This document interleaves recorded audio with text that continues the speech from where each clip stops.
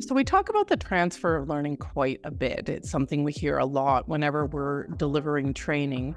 But how do you ensure a transfer of learning and how do you measure it? That's coming up now. And here we are in the HR Hub podcast with me, Andrea Adams. Keep listening to learn about this and anything related to HR. You can also find me on YouTube. Today, my guest is Michelle Ellis. Michelle works for a software company that specializes in learning management systems. She worked for Disney in an L&D role for a number of years. She has a PhD in training and performance improvement. She's a lifelong learner, and her passion is releasing the potential in others. Hi, Michelle. How are you? Hi, how are you? I'm good. So I'm just going to dive into the first question. When we're doing training, we talk about the transfer of learning a lot. Can you summarize what's meant by this?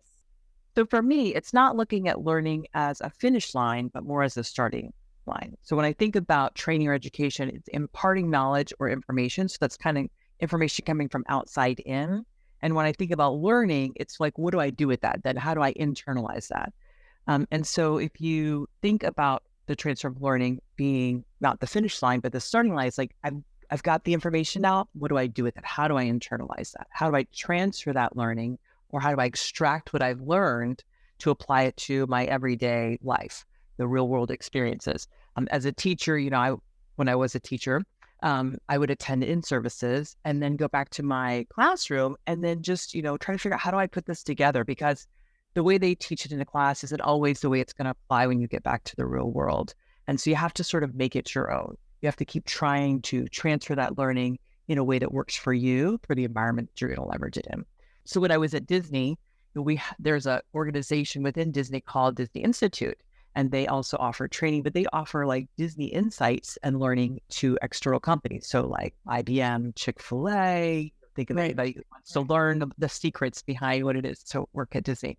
And so one of the feedback pieces that we would get is, this is great information, like how to treat my guests or how to treat, customers and service them and provide that great guest experience. But how do I make that work for my business? I don't run a theme park.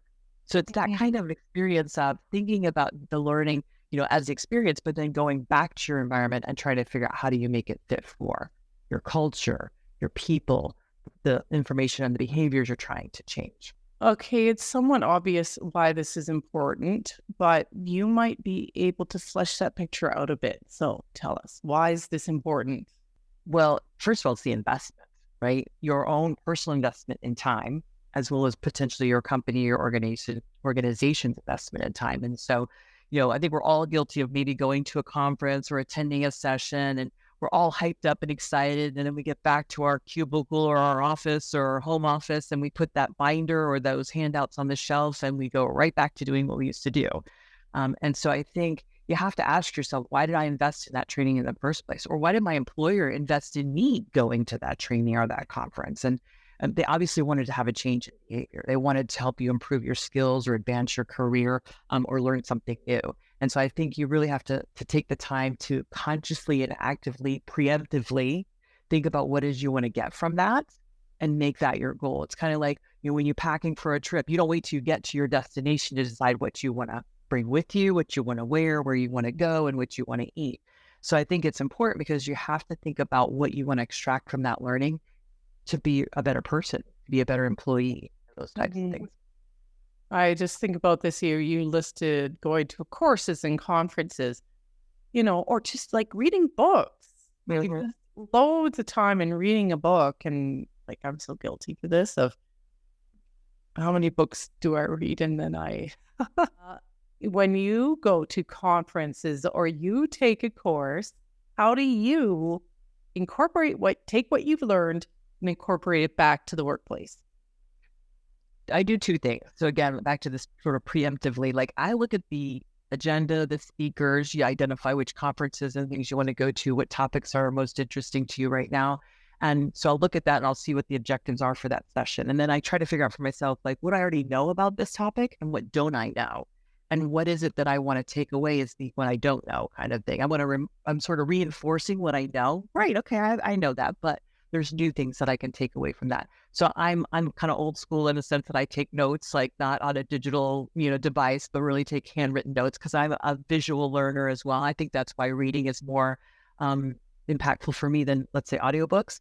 But I take my notes and I use sort of systems of highlighting, flags, things that'll tell me like, okay, here's something I might want to use and something I might develop future for our leadership program, or here's something I might want to use with my team, or here's something I might want to use for myself. And so I take that back, and I sometimes have Post-its. You can't see them right now, but I will Post-it notes in front of me to remind me of some of these things that I've learned that I'm trying to incorporate as like a habit. And so that's the way I sort of take and extract the learning before I even get there. And then while I'm there, what I'm trying to get, and then how do I use it? So it's sort of like that before, during, and after the event. How am I going to continue to transfer and learn what I'm doing? That's very intentional. We could all yeah. We could all learn something from that. So when we're training or paying for training, so we're the ones doing it, what are the easiest ways to ensure that the people that we're training take it away and transfer it into the workplace? So I think about the end in mind, right? Setting those expectations for myself, or with the if I'm teaching a session myself, like I'm doing right with our leadership program, is help them understand, like, here's what we're going to be learning. Think about what you want to take away from this. So being purposeful in that sense, and trying to figure out what's your why. So why are you investing the time to do this? Why are you attending it, right? And sometimes it's also thinking about the pitfalls that can happen when you get back. So if I think about, this is what I want to learn, but I also need to think about, I'm going to come back to my job, my regular whatever career, what I'm trying to do, and how am I going to hold myself accountable? How am I going to? Is it going to be through sharing that with my leader? Is it going to be sharing with my team members the things that I'm working with? Is it just my small, peer group that I'm like, hey, I learned something new. I'm going to try this out. Can you be my accountability buddy? If you see me doing this really well, let me know. If you don't, please give me that feedback too. Where you said you were going to work on this, but in that meeting, you didn't, step up and share your voice, if that's what I'm working on. So having that accountability partner, I think, really helps a lot too.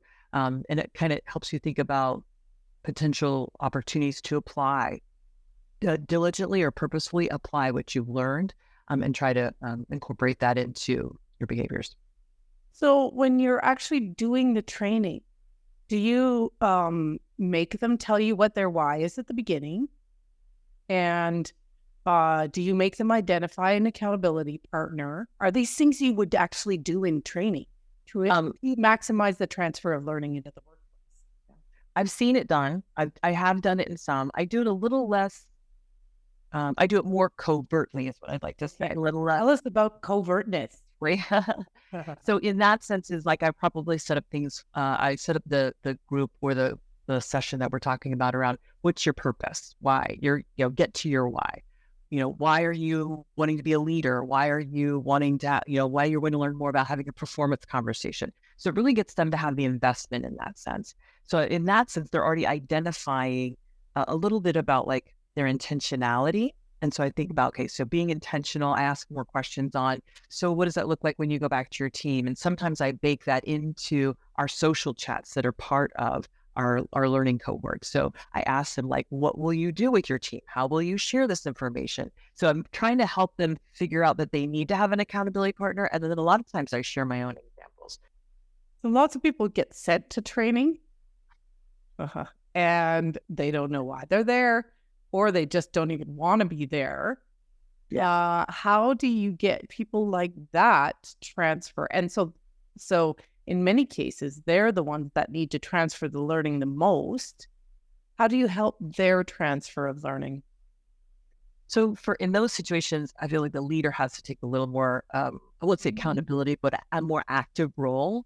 Okay. So for example, if I know I need to send someone to diversity inclusion training because maybe they're not being inclusive and they're not contributing to an inclusive environment.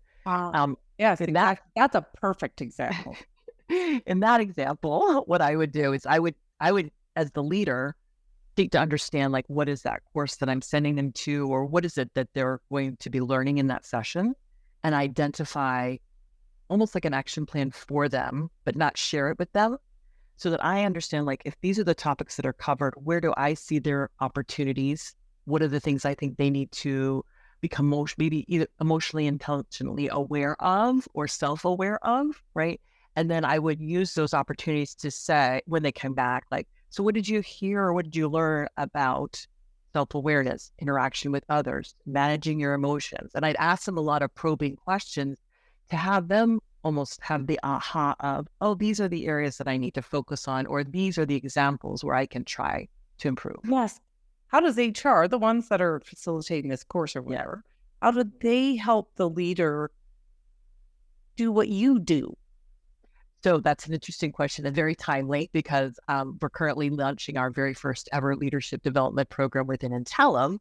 And so one of the learning tactics that I am deploying is as I create sort of what I'll call the participant handouts on the content and the insights that we're deriving from the content, I am taking that handout and I'm taking out sort of the superfluous stuff like quotes and images and things like that. And I'm boiling it down to almost like an executive overview. Like if you think about an executive overview for an article or a book, Hey, yeah. I am providing that to the leader of the participant who's in my session, in my cohort, to say, these are the topics that we are thinking about. These are the topics we are discussing, either learning about in our content or discussing in our scheduled events, live sessions. And so these are the things that you can start having conversations with your employee about during your one-on-ones, when you talk about performance management or coaching or diversity inclusion. And so it gives them some insight, having not attended that program and not being a learning professional, to say, okay, here are some topics that I can draw from. And then one of the things we also did at the very beginning of the program as part of the overview was had a session with both the leaders of and the participants to say, how do you start having conversation around what they're learning? Like, what are some conversation starters? So we gave them a handout to say, like, here's some ways to ask questions to get the conversation started now about the program itself, but ongoing as you go on, to check in on their development, to check on their progress. So we're kind of, it's not like spoon feeding or hand holding, but it's really preparing like a little toolkit for the leader of to help the learner, get better at whatever the topic is that we're focusing on. Yeah. When we think about the things you could do that we as facilitators or whatever, so our role is overseeing training or helping make it happen. Like, what are the easiest or most effective ways of ensuring that transfer of learning happens? You've just talked about the leadership one. Mm-hmm. You could talk about the personal one to make sure that the learning transfers into the workplace. So I'm going to take, like, I would say from the learning and development professional or HR professional, it's that gap analysis, I think, at the very beginning, like what's the ideal state and what's, the actual state of what's going on, and knowing what you want that finish line to be, and then trying to figure out the quantitative and the qualitative data that you want to use to see if you move that needle. So in a sense, like, you can do the survey and you can say, yes, I've learned something, this was impactful, good use of my time. You can go all the way up to getting feedback quantitatively from the leader to say, yes, their behavior has improved, I see a transfer. But then there's qualitative that sometimes we miss out on. And I think a lot of organizations, they kind of skip over this because it's sometimes labor intensive, in the sense of like gathering a focus group and saying, you are a group of people who've attended this program, tell us how it's impacted you in your role. Would you recommend it for others? Why or why not? What could be done to improve it, either for you, your leader, or the organization? And so again, back to how do we think about the people who really can have an impact on transfer? It's the leader, the employee, and the organization that can help when it comes to maybe that learning culture. And so I think by getting that qualitative feedback, you're hearing more of the story, not just the data and the numbers. And so that can help you strengthen the transfer of learning opportunities or abilities to extract that learning. through the story that you're hearing from the actual participants and how they've applied some of this stuff or how they haven't and why. And what, again, are those barriers to them applying it? Because I think that's equally important. We don't really think about what's going to happen when you go back to your workspace and you try to apply these.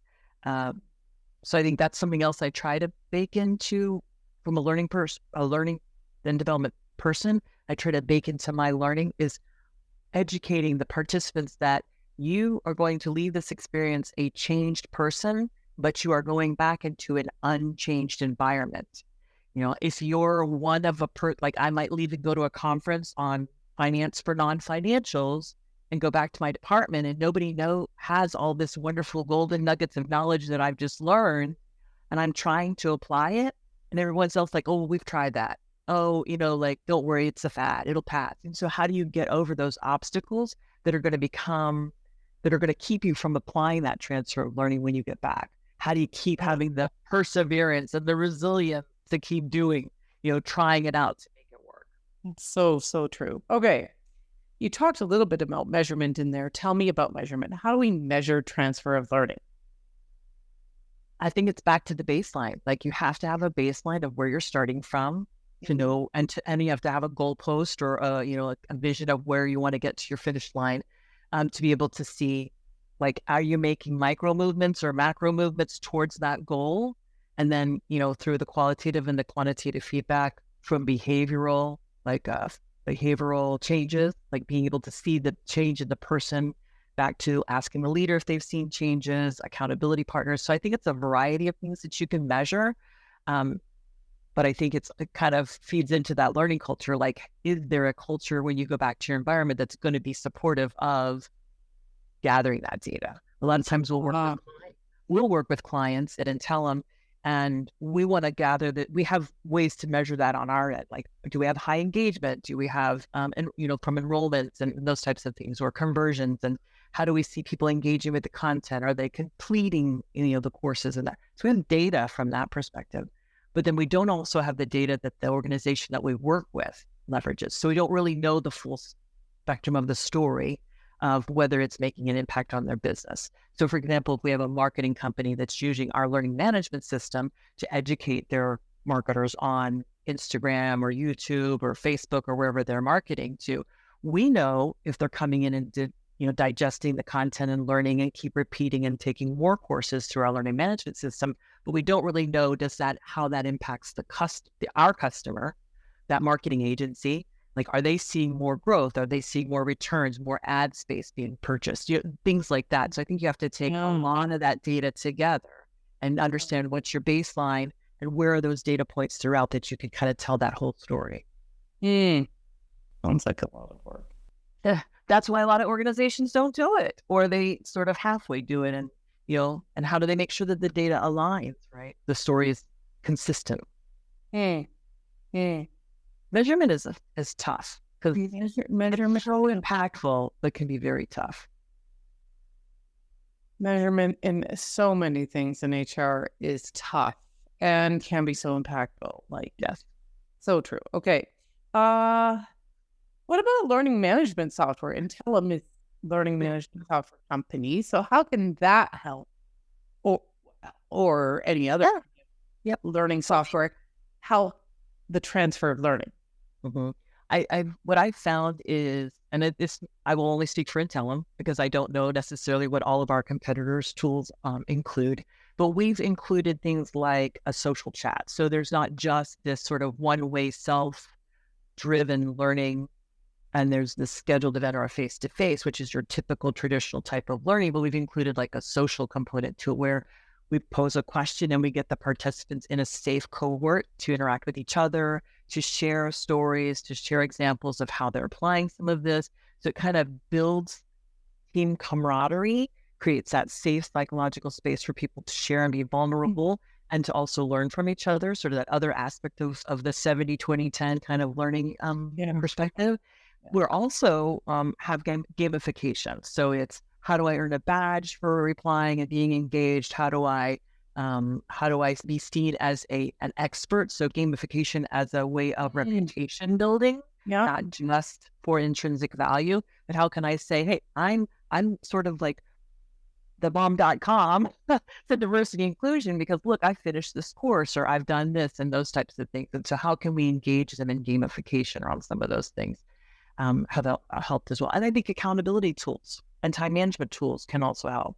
We don't have time management tools necessarily in our platform, but I think protecting your calendar so that you have time to dedicate for learning and development, or transfer, or trying things out. I used to say like to my team when I was at Disney, I led a team of like 13 instructional designers. And I said, you have my permission, like quoting people, you have my permission to block at least an hour or more a week for you to spend on your own personal development.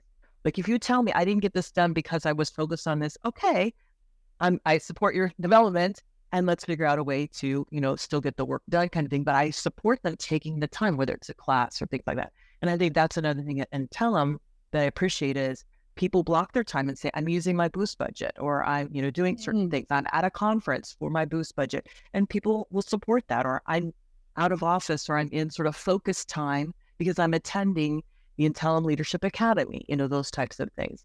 And I think accountability tools, I would love to see somebody come up with something like MyFitnessPal, like a fitness app, but for learning and development. That kind of checks in on me and says, hey, you signed up for this course and you said you were going to do this. How's it going? Are your goals still the same? Have they changed? Did you accomplish anything? I mean, that would be futuristic kind of thinking, but. No, it's not. Coursera does that. Okay. Yeah, Coursera does that. To some extent anyway. Yeah. All right. Well, I think we're going to have to leave it there. Well, thanks, Michelle. I'm thinking about the role of the leader and just how important it is in transfer of learning into the workplace. However, we've reached the end of this episode. Thanks for listening out there. We'll catch you next time on a talk with another insightful guest.